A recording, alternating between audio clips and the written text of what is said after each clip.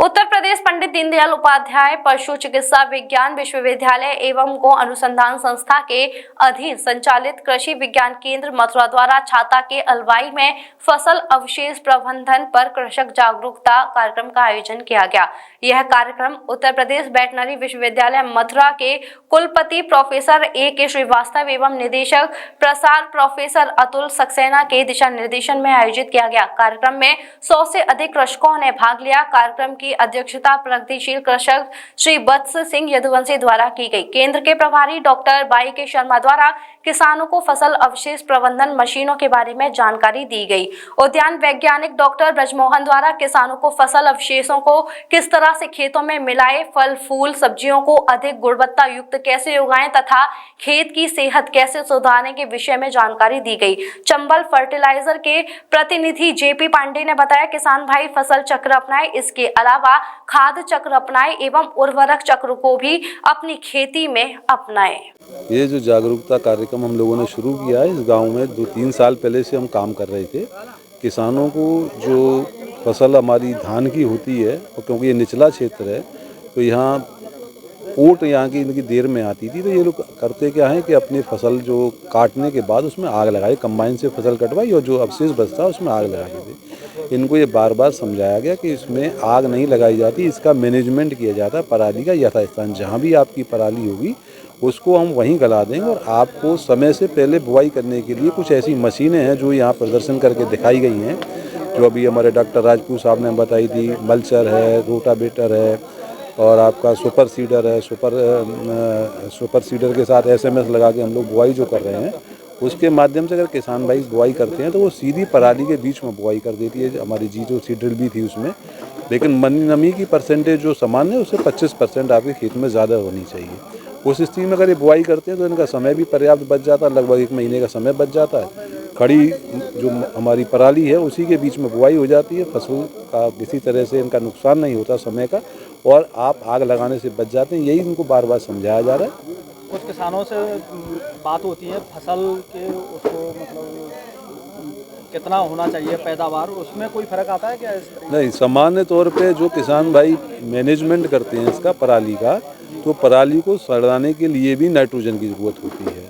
अगर उन्होंने थोड़ा यूरिया का प्रयोग नहीं करा है तो प्रारंभिक अवस्था में कभी कभी फसल उनकी पीली दिखाई देती है, लेकिन आगामी थोड़े समय के बाद फसल भी ठीक हो जाती है। उसका सबसे बड़ा एडवांटेज है, या जो उसका सबसे बड़ा फ़ायदा है कि ज़मीन में जो हमारा ह्यूमस होता है उसकी मात्रा लगातार बढ़ने लगती है, ज़मीन सुधरने लगती है।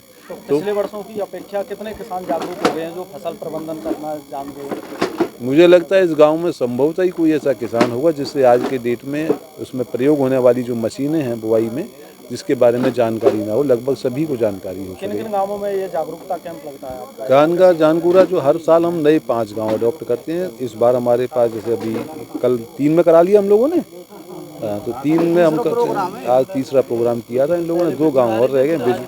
कितनी संख्या में लोग सम्मिलित हुए हैं यहाँ पर? 80 से 100 के बीच में हम संख्या रखते हैं। इतना ही हमारे पास जो है बजट रहता है, उतना ही हम करते हैं। लेकिन इनके यहाँ प्रदर्शन लगाते हैं तो लगभग 100 किसान उसमें कवर कर देते हैं, क्योंकि कृषि विज्ञान केंद्र केवल बातें नहीं करता, वो करके दिखाता। मशीनें इनको दी हैं हम लोगों ने, उससे अब खेत पे खड़े होकर के हम खुद ब खुद करके दिखाते हैं। जब उन परिणाम से संतुष्ट हो गए तभी लोगों ने खुद खरीदना करना शुरू किया। तो आधुनिक खेती की तरफ ध्यान दे रहे हैं किसान?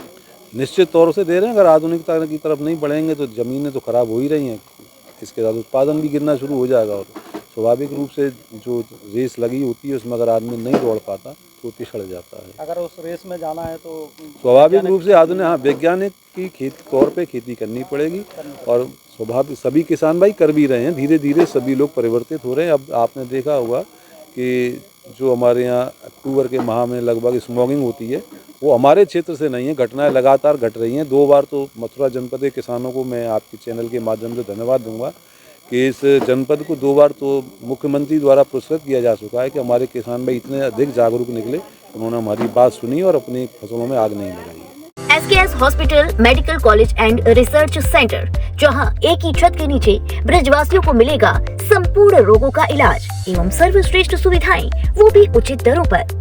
सभी जटिल रोगों हेतु अनुभवी एवं विशेषज्ञ डॉक्टरों द्वारा परामर्श, जनरल मेडिसिन, जनरल सर्जरी, प्रसूति एवं स्त्री रोग, हड्डी रोग, बाल रोग, दंत रोग, नेत्र रोग, चर्म रोग, अत्याधुनिक सुविधाओं से लैस operation theatre, blood bank, MRI, CT scan, ultrasound, ECG, digital x-ray, ICU, NICU, SICU, PICU, HDU, सभी प्रकार की खून और पेशाब की जांचें एवं सभी अन्य उच्च स्तरीय सुविधाएं, एम्बुलेंस की और इमरजेंसी सेवाएं 24 घंटे उपलब्ध। OPD सुविधाएं सुबह 9 बजे से 1 बजे तक। SKS hospital, medical college and research centre.